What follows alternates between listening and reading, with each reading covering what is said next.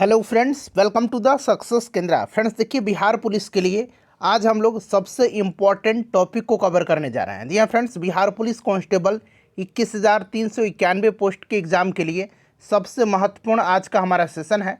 और आज इस सेशन में हम लोग देखिए फ्रेंड्स, करंट अफेयर्स के सबसे जो महत्वपूर्ण टॉपिक है, जहाँ से निश्चित रूप से बिहार पुलिस के एग्ज़ाम में प्रश्न पूछे ही पूछे जाएंगे, उन्हीं को केवल हम लोग इस सेशन में डिस्कस करेंगे।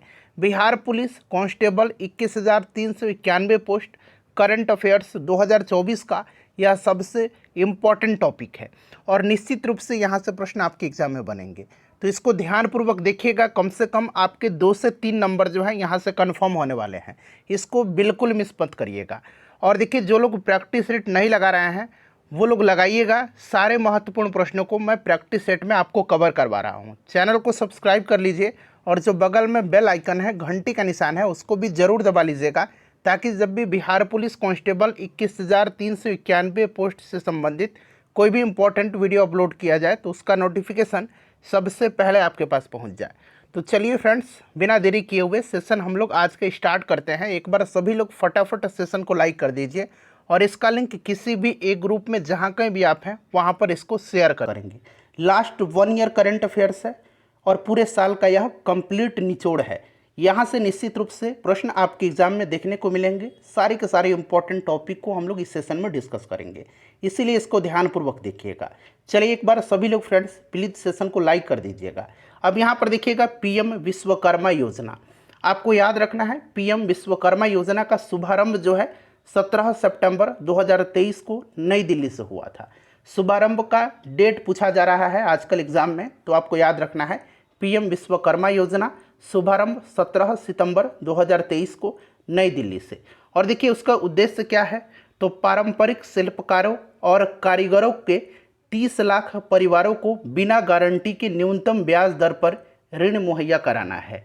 और देखिए इसके लिए 13,000 करोड़ रुपये का बजट प्रावधान भी किया गया है। इसके तहत 18 पारंपरिक व्यवसायों को शामिल किया गया है। अब यहाँ पर जितना आप बोल्ड में देख रहे हैं ना, ये सब आपके एग्जाम के दृष्टिकोण से महत्वपूर्ण है। तो याद रखिएगा, पीएम विश्वकर्मा योजना शुभारंभ 17 सितंबर 2023 नई दिल्ली से। इसका उद्देश्य पारंपरिक शिल्पकारों और कारीगरों के 30 लाख परिवारों को बिना गारंटी के न्यूनतम ब्याज दर पर ऋण मुहैया कराना है। और इसके लिए 13,000 करोड़ रुपये का बजट प्रावधान भी किया गया है और इसके तहत 18 पारंपरिक व्यवसायों को शामिल किया है। अब देखिएगा पीएम जनमन योजना। अब देखिए, प्रधानमंत्री जनजाति आदिवासी न्याय महाअभियान पीएम जनमन का उद्देश्य विशेष रूप से कमजोर जनजातीय समूहों की सामाजिक आर्थिक स्थिति में सुधार करना है। और इसका शुभारंभ 15 नवंबर 2023 को पीएम मोदी के द्वारा झारखंड से किया गया था। बड़ा इंपॉर्टेंट है, इसको याद रखिएगा। और ये अभी प्रश्न जो है बीपीएससी हेडमास्टर में या हेड टीचर में यहाँ से प्रश्न पूछा गया था, ठीक है ना। तो याद रखिएगा, पीएम जनमन योजना शुभारंभ 15 नवंबर 2023 को किसके द्वारा, तो प्रधानमंत्री नरेंद्र मोदी जी के द्वारा। कहाँ से, तो झारखंड से। देखिए यह योजना 9 मंत्रालयों के माध्यम से 11 महत्वपूर्ण कार्यों पर ध्यान केंद्रित करता है, ठीक है ना। और अवधि देखिए 2023-24 से 2025-26 इसकी अवधि है। इसको आप निश्चित रूप से याद रखिएगा। और देखिए कुल 24,104 करोड़, देखिए कुल 24,104 करोड़ के परिव्यय वाले इस अभियान में केंद्र और राज्यों का अंश क्रमशः कितना है, तो यहाँ पर आप देख सकते हैं केंद्र का 15,336 करोड़ और राज्य का 8,768 करोड़ होगा, ठीक है ना। याद रखिएगा, इसका शुभारंभ काफ़ी इंपॉर्टेंट है 15 नवंबर 2023 को। चलिए उसके बाद देखिएगा पीएम सूर्य घर मुफ्त बिजली योजना, ठीक है। पीएम सूर्य घर मुफ्त बिजली योजना, इसका शुभारंभ हुआ है इसी वर्ष 2024 में 13 फरवरी 2024 को प्रधानमंत्री जी के द्वारा किया गया था। और इसे प्रधानमंत्री सूर्योदय योजना के नाम से भी जाना जाता है। तो ये भी आप नाम याद रखिएगा, सूर्योदय योजना के नाम से भी, प्रधानमंत्री सूर्योदय योजना के नाम से भी इसको जाना जाता है। इसके तहत 1 करोड़ घरों के छत पर सोलर पैनल लगाए जाएंगे, जिससे हर महीने 300 यूनिट तक निःशुल्क बिजली प्राप्त होगी। और इसके तहत देखिए 78,000 रुपये तक का सब्सिडी का भी प्रावधान है, ठीक है। शुभारंभ डेट याद रखिएगा 13 फरवरी 2024 को। चलिए अब देखिए, ये विभिन्न रिपोर्ट हैं, सूचकांक हैं जो 2024 में जारी किए गए हैं। इनमें भारत का क्या स्थान है और साथ ही साथ प्रथम स्थान पर कौन सा देश रहता है, ये बड़ा इंपॉर्टेंट है। साथ ही साथ देखिए कौन सी संस्था इसको जारी करती है, ये भी इंपॉर्टेंट है। अब यहाँ पर देखिएगा, पहला पढ़िए, AI तत्परता सूचकांक 2024, इसको जारी किया है अंतर्राष्ट्रीय मुद्रा कोष ने, ठीक है ना। AI तत्परता सूचकांक 2024 जारीकर्ता कौन सा है, इसका जारी किया है अंतर्राष्ट्रीय मुद्रा कोष ने, इंटरनेशनल मॉनेटरी फंड ने इसको जारी किया है। और देखिए फ्रेंड्स, इसमें जो शीर्ष देश रहा है वो सिंगापुर रहा है। शीर्ष देश कौन सा रहा है, सिंगापुर रहा है। और इसमें भारत का जो रैंक है वो क्या है, तो भारत का रैंक इसमें 72वां है, ठीक है, याद रहेगा आपको। चलिए उसके बाद दूसरा देखिएगा, ग्लोबल लिवेबिलिटी इंडेक्स 2024, इसको जारी किया है कौन, द इकोनॉमिक्स इंटेलिजेंस यूनिट, ठीक है ना, द इकोनॉमिक्स इंटेलिजेंस यूनिट ने इसको जारी किया है। और इसमें प्रथम स्थान पर जो है वियना है। कहाँ का वियना, ऑस्ट्रिया का शहर है वियना, वो प्रथम स्थान पर है, ठीक है ना। बस आपको इतना याद रखना है। चलिए उसके बाद तीसरा देखिएगा, वैश्विक ऊर्जा संक्रमण सूचकांक 2024, वैश्विक ऊर्जा संक्रमण सूचकांक 2024, ठीक है। देखिए इसको जारी किया है विश्व आर्थिक मंच, वर्ल्ड इकोनॉमिक फोरम के द्वारा जारी किया गया है। और इसमें प्रथम स्थान पर जो है ये स्वीडन है। स्वीडन इसमें प्रथम स्थान पर है। भारत का रैंक अगर पूछा जाएगा तो भारत का रैंक इसमें 63वां था, ठीक है ना, 63वां भारत का रैंक है इसमें 2024 में। और 2023 में भारत का रैंक 67वां था, तो ये भी आप ध्यान रखिएगा।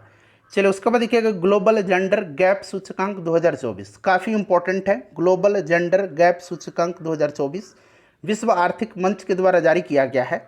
और देखिए इसमें प्रथम स्थान पर जो है ये आइसलैंड है। प्रथम स्थान पर कौन सा देश है, आइसलैंड है। भारत का रैंक इसमें 129वां है, ठीक है। चलिए उसके बाद देखिए, पर्यावरण प्रदर्शन सूचकांक 2024, इसको भी जारी किया है विश्व आर्थिक मंच ने। अब यहाँ पर देख सकते हैं, प्रश्न ऐसे भी बन सकता है कि इनमें से कौन सा रिपोर्ट विश्व आर्थिक मंच के द्वारा जारी किया जाता है। तो आपको याद रखना है, वैश्विक ऊर्जा संक्रमण सूचकांक, ग्लोबल जेंडर गैप सूचकांक और पर्यावरण प्रदर्शन सूचकांक, ठीक है। पर्यावरण प्रदर्शन सूचकांक में अगर हम बात करें कि पहले स्थान पर कौन सा देश है, तो पहले स्थान पर जो है फ्रेंड्स एस्टोनिया है। एस्टोनिया प्रथम स्थान पर है। और इसमें भारत का रैंक जो है ये 176वां है। इतना अब आपको याद रहेगा। चलिए उसके बाद देखिएगा कि वैश्विक शांति सूचकांक 2024, वैश्विक शांति सूचकांक 2024 जारी किया है institute for economics and peace संस्था जो है इसने जारी किया है। इसमें प्रथम स्थान पर आइसलैंड है, ठीक है। इसमें भारत का रैंक 116वां है।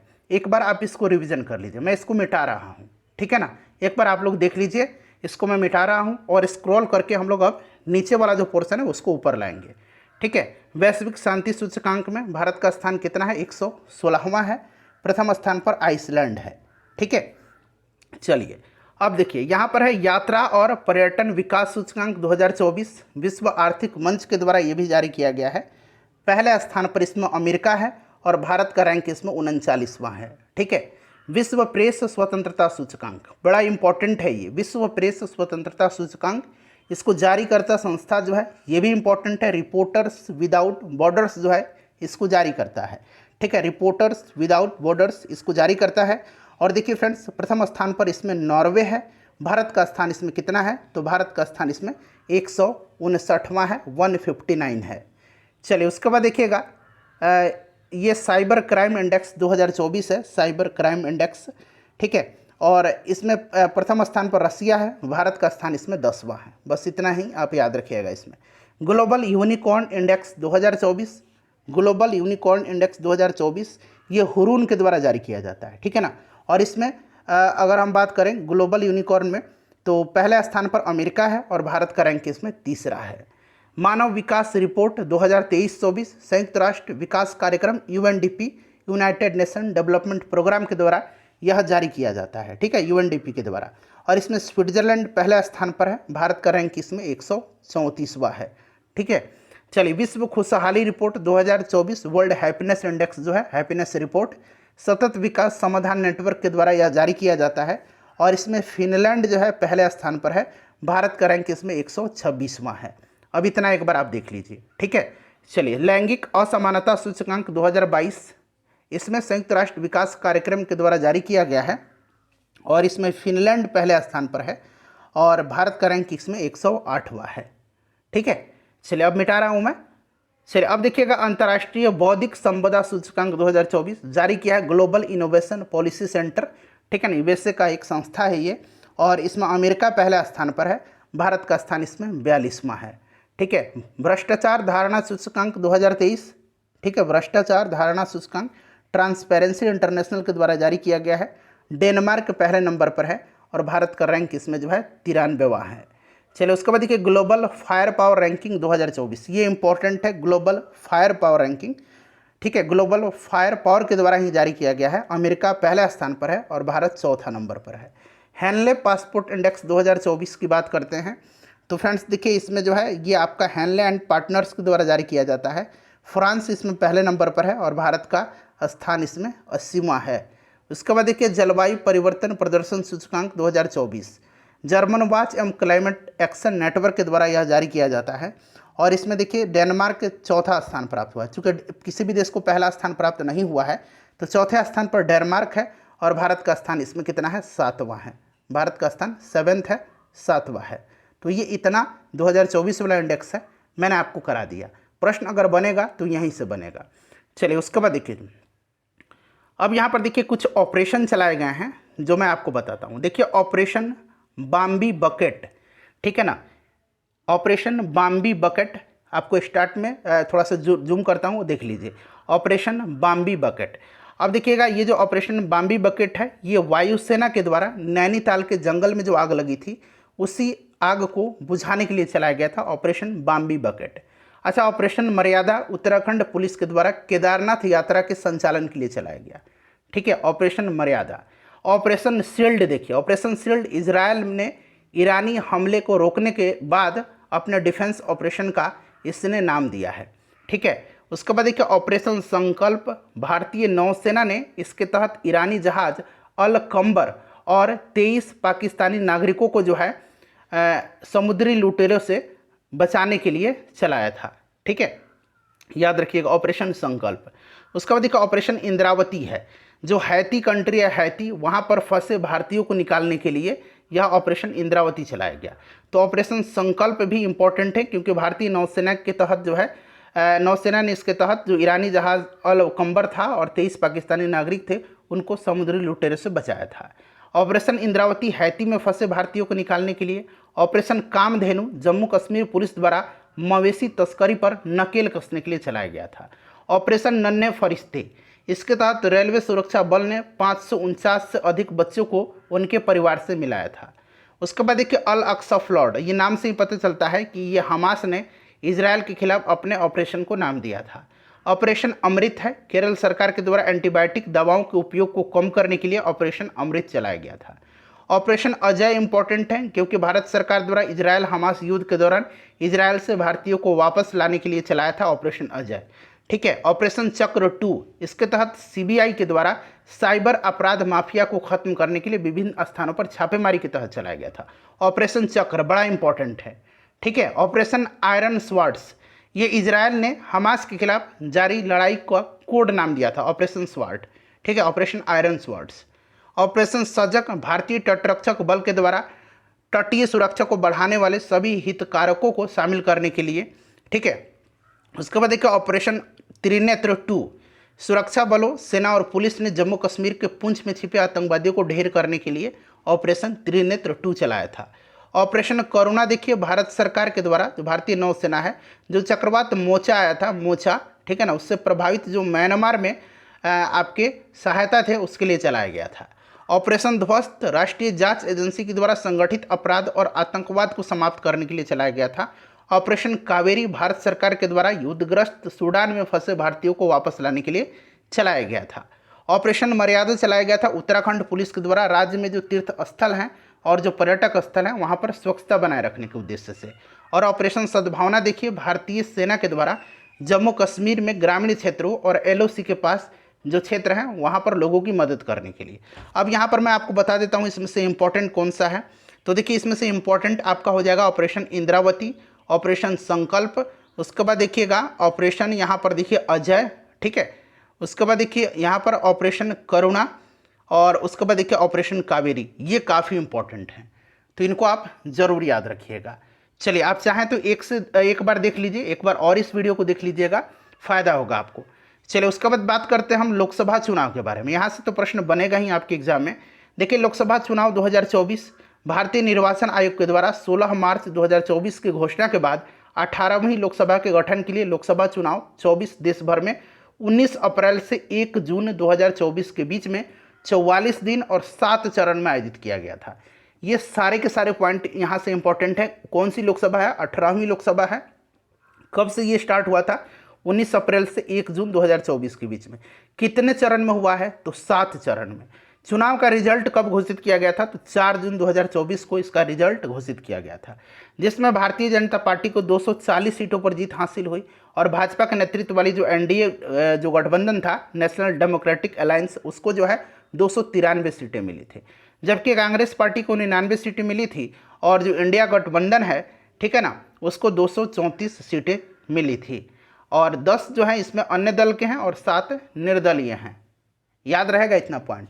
अब कुछ पॉइंट है परीक्षा उपयोगी तथ्य यहाँ पर लोकसभा चुनाव से संबंधित कि लोकसभा चुनाव 2024 का कौन सा क्रम है? तो मैंने बताया था 18वां, ठीक है, 18वां लोकसभा है। चुनाव आयोजित कराए गए कितने चरण में? 7 चरण में। चुनाव आयोग का टैगलाइन क्या था? तो चुनाव का पर्व देश का गर्व, ठीक है, चुनाव का पर्व देश का गर्व। चुनाव आयोग का राष्ट्रीय आइकन कौन था? तो सचिन तेंदुलकर थे। चुनाव आयोग का युवा आइकन अगर पूछेगा तो आयुष्मान खुराना थे। अगर राष्ट्रीय आइकन पूछेगा तो सचिन तेंदुलकर, युवा आइकन पूछेगा तो आयुष्मान खुराना। चुनाव आयोग का दिव्यांग आइकन अगर पूछेगा तो शीतल देवी थी। वर्तमान में लोकसभा की सीटों की संख्या 545 है। चुनाव कितने सीटों के लिए हुआ था? तो 543 सीट के लिए, 524 राज्य के लिए और 19 यूनियन टेरिटरी के लिए। पूर्ण बहुमत के लिए सीटों की संख्या कितनी थी? 272। रजिस्टर्ड मतदाताओं की कुल संख्या 96.8 करोड़, ठीक है। पुरुष और महिला मतदाता की संख्या तो क्रमशः यहाँ पर देख लीजिए 49.7 और 47.7। इनको जोड़िएगा तो आपको टोटल 96.8 करोड़ आ जाएगा। चुनाव में भाग लेने वाले मतदाताओं की संख्या 64.2 करोड़, जिन्होंने भाग लिया है, वोट दिया है। चुनाव में भाग लेने वाली महिला मतदाताओं की 31.2 करोड़ और वर्तमान में भारत का मतदाता लिंग अनुपात 948 है। ये पॉइंट इंपॉर्टेंट है। कितना प्रतिशत जो है वोटिंग हुआ था? तो 65.79%। ये भी इंपॉर्टेंट है। चुनाव आयोग के द्वारा कौन सा ऐप जारी किया गया था? तो VHA, सी विजिल और KYC। ये चुनाव आयोग के द्वारा पूछा जाएगा कि ये सी विजिल किसके द्वारा जो है जारी किया गया था? तो याद रखिएगा इलेक्शन कमीशन के द्वारा, KYC इलेक्शन कमीशन के द्वारा, VHA इलेक्शन कमीशन के द्वारा। चुनाव आयोग द्वारा जारी पोर्टल कौन था? तो ये सुविधा पोर्टल था, ठीक है। 18वीं लोकसभा में चुनी गई महिला सांसदों की संख्या कितनी है? VVI पॉइंट है, ये 74 है। पहली बार चुनकर के आए सांसदों की संख्या 280, जो फर्स्ट टाइम इलेक्टेड हुए हैं। चुनाव लड़ने वाले 53 मंत्रियों में से विजयी कितने हुए? तो 35 मंत्री। मतदान का सर्वाधिक प्रतिशत कहाँ पर रहा? लक्षद्वीप में 84% और मतदान का न्यूनतम प्रतिशत रहा बिहार में केवल 56%। उसके बाद देखिए नोटा का सर्वाधिक वोट जो है कहाँ पर मिला था? तो इंदौर में, ठीक है, 2.18 लाख। नरेंद्र मोदी प्रधानमंत्री के रूप में शपथ ग्रहण कब लिए? तो 9 जून 2024 को। लगातार तीसरी बार ये प्रधानमंत्री बने। शपथ ग्रहण समारोह में कितने देशों के राष्ट्राध्यक्ष शामिल हुए थे? तो 7 देशों के। 18वीं लोकसभा में चुन करके आए पार्टियों की कुल संख्या 41 है। निर्विरोध निर्वाचित सांसद तो ये मुकेश दलाल बीजेपी सूरत सीट से निर्विरोध चुने गए हैं। ये चीज़ आपको ध्यान रखना है। देखिए, कम उम्र में सांसद बनने वाली आदिवासी महिला प्रियंका जारकीहोली हैं, ठीक है। सबसे ज़्यादा वोट के अंतर से कौन जीते हैं? शंकर लालवानी जीते हैं 11.72 लाख वोट से। और सबसे कम वोट के अंतर से रविंद्र दाताराम वायकर जीते हैं 48 वोट से मात्र। सबसे युवा सांसद पुष्पेंद्र सरोज हैं कौशाम्बी सीट से, मात्र 25 वर्ष एज है इनकी। सबसे बुजुर्ग सांसद देखिए थाली कोट्टई राजू थेवर बालू हैं, ये DMK के हैं, 82 वर्ष इनकी आयु है।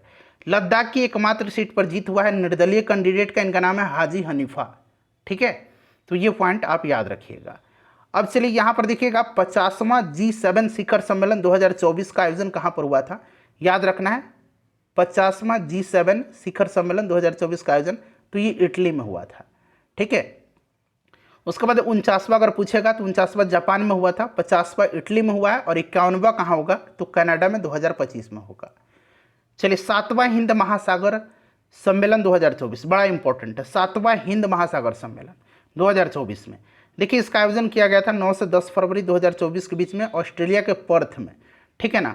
विदेश मंत्री एस जयशंकर ने इसके उद्घाटन सत्र को संबोधित किया था। विषय इसका याद रखेंगे, स्थिर और टिकाऊ हिंद महासागर की ओर। क्लियर। चलिए, विश्व आर्थिक मंच की 54वीं बैठक 2024 में दावोस स्विट्जरलैंड में हुई थी। 15 से 19 जनवरी 2024 के मध्य में बैठक का विषय जो था ये था रीबिल्डिंग ट्रस्ट, और भारत ने इस बैठक में alliance for global good, gender equity and equality की स्थापना किया था। ये चीज़ आप याद रखिएगा। विश्व आर्थिक मंच की 54वीं वार्षिक बैठक कहाँ पर हुई थी? तो स्विट्जरलैंड दावोस में। चलो, उसके बाद देखिएगा 19वां गुटनिरपेक्ष शिखर सम्मेलन, यानी कि नाम का नॉन अलाइंग मूवमेंट का शिखर सम्मेलन हुआ था। यह आपका जनवरी 2024 में 15 से 20 जनवरी के मध्य। कहाँ पर? युगांडा की राजधानी कंपाला में। ठीक है। विषय साझा वैश्विक समृद्धि के लिए सहयोग को गहरा करना। विषय उतना इंपॉर्टेंट नहीं है।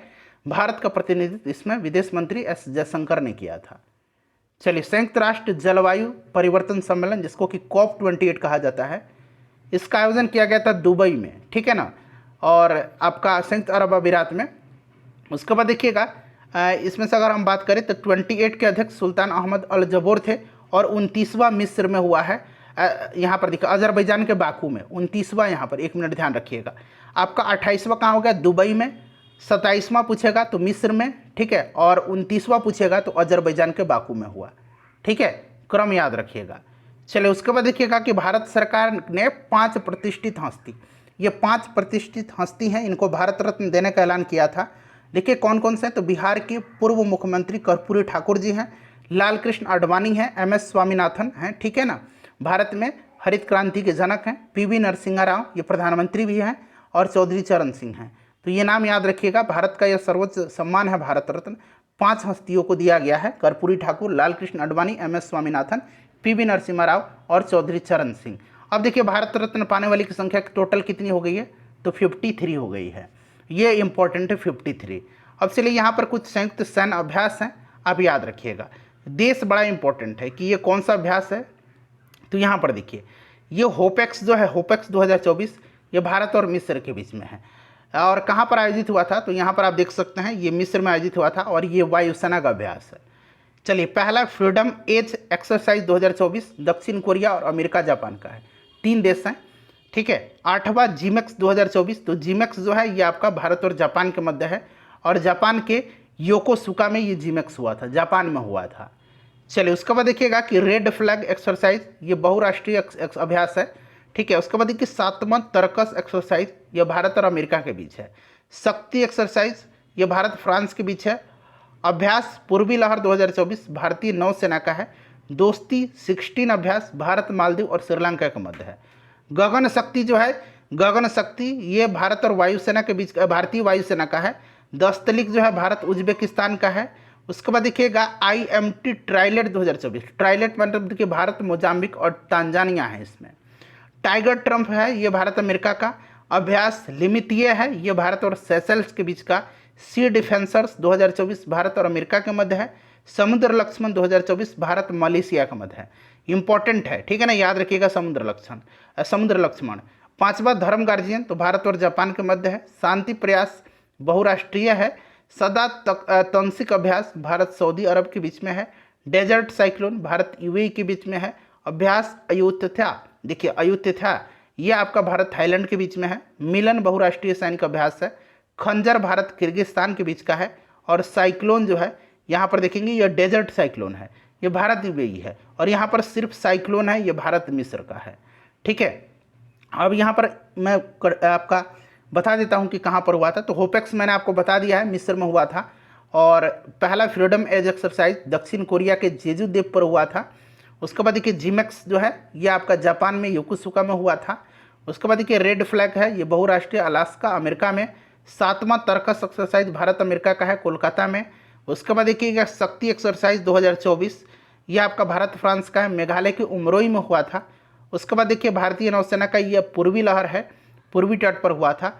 दोस्ती 16, ये भारत मालदीव और श्रीलंका के बीच का जो है यह अभ्यास है नौसेना का। उसके बाद देखिएगा कि गगन शक्ति है, ये वायुसेना का पोखरण राजस्थान में हुआ था। दस्तलिक भारत उज्बेकिस्तान का है, यह आपका उज्बेकिस्तान में हुआ था। ठीक है ना, यहाँ पर देख सकते हैं टर्मेज जिला उज्बेकिस्तान। तो ये सब आप याद रख सकते हैं। सबसे इंपॉर्टेंट है कि कौन सा एक्सरसाइज किस देश के बीच में होता है। ठीक है, ये इंपॉर्टेंट है।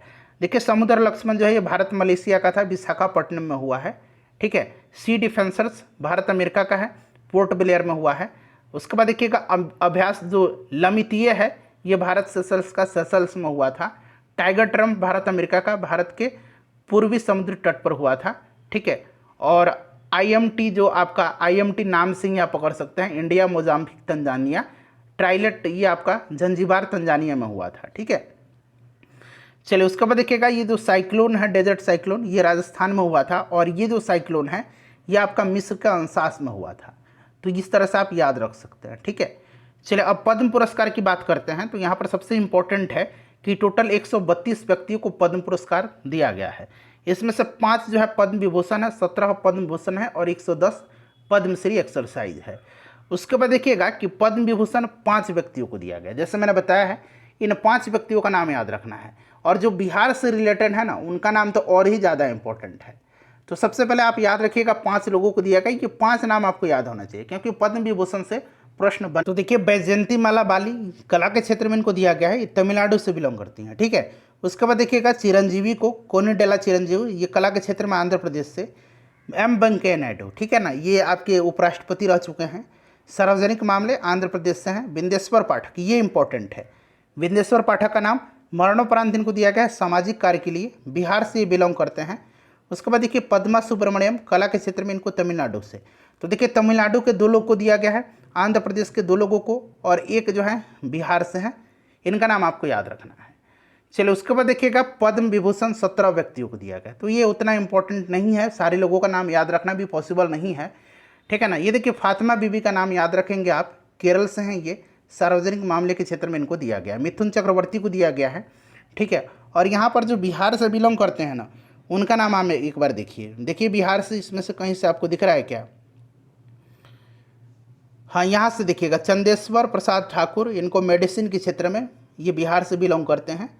ठीक है। नाम इनका याद रखिएगा। चलिए उसके बाद देखिए उषा उथुप को कला के क्षेत्र में, पश्चिम बंगाल में, बंगाल से ही बिलोंग करती हैं, तो ये चीज़ आप याद रखिएगा। चलिए उसके बाद देखिएगा 110 लोगों को जो है पद्मश्री दिया गया है और इसमें से बिहार का जो व्यक्ति हैं वो इम्पोर्टेंट है। अब यहाँ पर देखिएगा ये उत्तर प्रदेश से हैं, तमिलनाडु से, इसमें से हम ढूंढते हैं बिहार से कहाँ से कौन बिलोंग करता है। ठीक है। आपको दिखेगा तो आप कमेंट करके बताइए। तो यहाँ पर देखिएगा ये बिहार से हैं, अशोक कुमार विश्वास कला के क्षेत्र में इनको दिया गया है।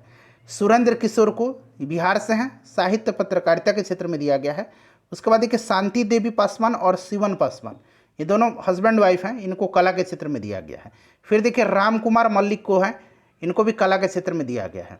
तो ये नाम याद रखिएगा कौन कौन, अशोक कुमार विश्वास, सुरेंद्र किशोर, शांति देवी पासवान और शिवन पासवान और राम कुमार मल्लिक, ये नाम आप जरूर याद रखिएगा।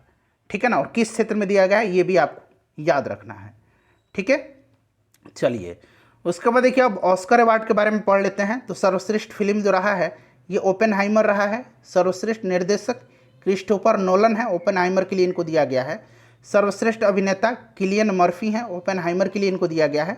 सर्वश्रेष्ठ अभिनेत्री एमा स्टोन है, पुअर थिंग्स के लिए इनको दिया गया है। देखिए बेस्ट डॉक्यूमेंट्री फीचर फिल्म जो है ये 20 डेज इन मारियूपोल है। ठीक है। और बेस्ट ओरिजिनल सॉन्ग बॉर्बी के song white was I made for. ठीक है। तो सबसे इंपॉर्टेंट इसमें फिल्म, निर्देशक, अभिनेता और अभिनेत्री का नाम याद रखना है।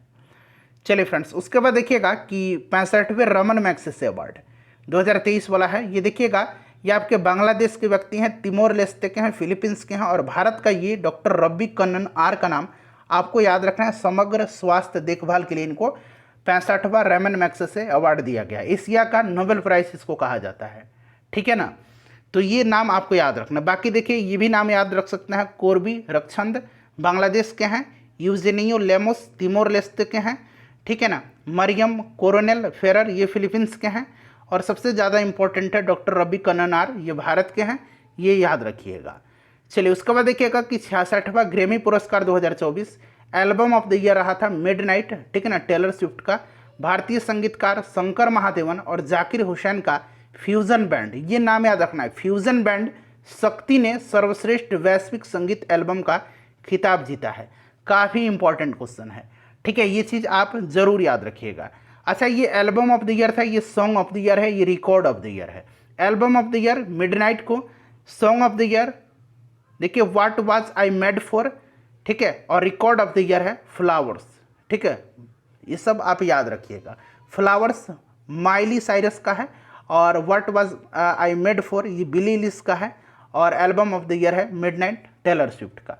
लेकिन ये भारतीय संगीतकार शंकर महादेवन और जाकिर हुसैन का जो फ्यूजन बैंड है शक्ति, इसी ने जो है सर्वश्रेष्ठ वैश्विक संगीत एल्बम का खिताब जीता है, इसे आप जरूर याद रखिएगा। अब देखिए पुलित्जर पुरस्कार है, तो देखिए लोकसेवा के लिए ये दिया गया है, आपका पत्रकारिता के क्षेत्र में दिया जाता है, तो इसमें से आप याद रखिएगा, पढ़ लीजिएगा। लोकसेवा के लिए प्रो पब्लिका, खोजी रिपोर्टिंग के लिए हाना ड्रेयर, ये उतना इंपॉर्टेंट नहीं लेकिन आपको दिखा रहा हूँ। अंतर्राष्ट्रीय रिपोर्टिंग के लिए द न्यूयॉर्क टाइम के कर्मचारी को दिया गया है, ठीक है, इस चीज़ को आप याद रखिएगा।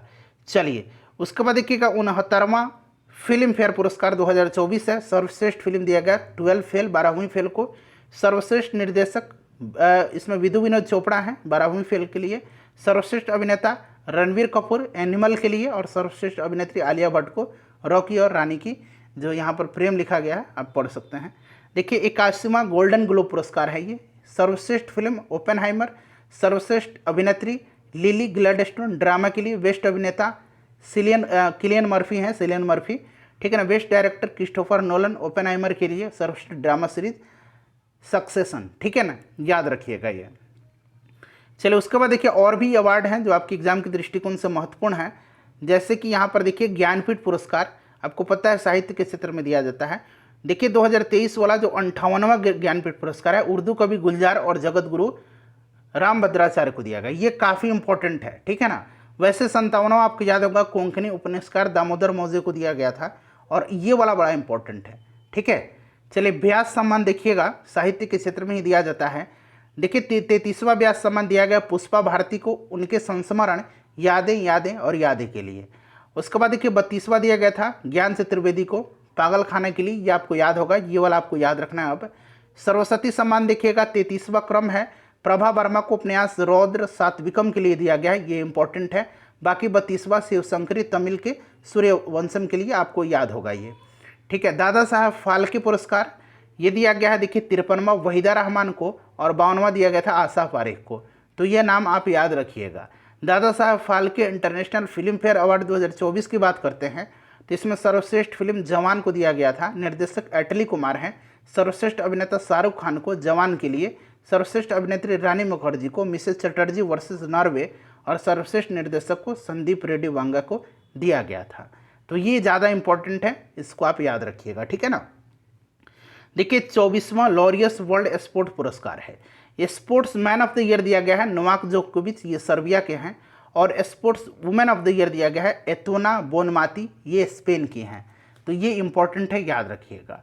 अब चलिए यहाँ पर देखिए बुकर पुरस्कार 2023 में पॉल लिंच को दिया गया था आयरिश उपन्यास पैगंबर सॉन्ग के लिए, और 2022 वाला आपको याद होगा सयान करुणा तिलक को दिया गया था द 7 मून्स ऑफ माली अल्मीड़ा, ठीक है ना। तो ये इंपॉर्टेंट है ये वाला।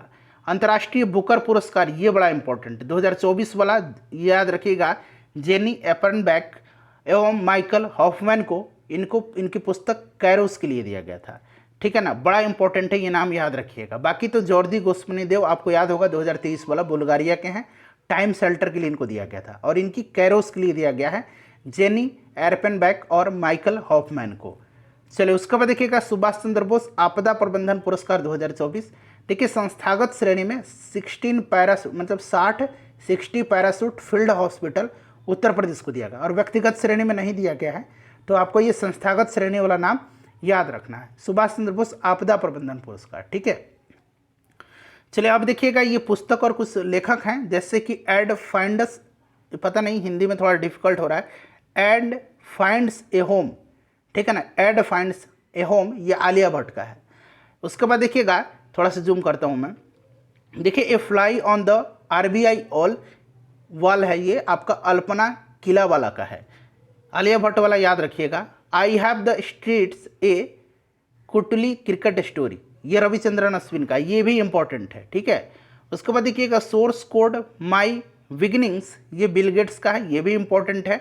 उसके बाद देखिएगा hold on to your dreams, ये आपका रस्किन बॉन्ड का है, ये भी इंपॉर्टेंट है, hold on to your dreams, ठीक है। उसके बाद देखिएगा India's foreign policy Kallol Bhattacharya ji का है, द विनर्स माइंडसेट ये सेन वॉटसन का है, वेरी इंपॉर्टेंट है द विनर्स माइंडसेट, ठीक है।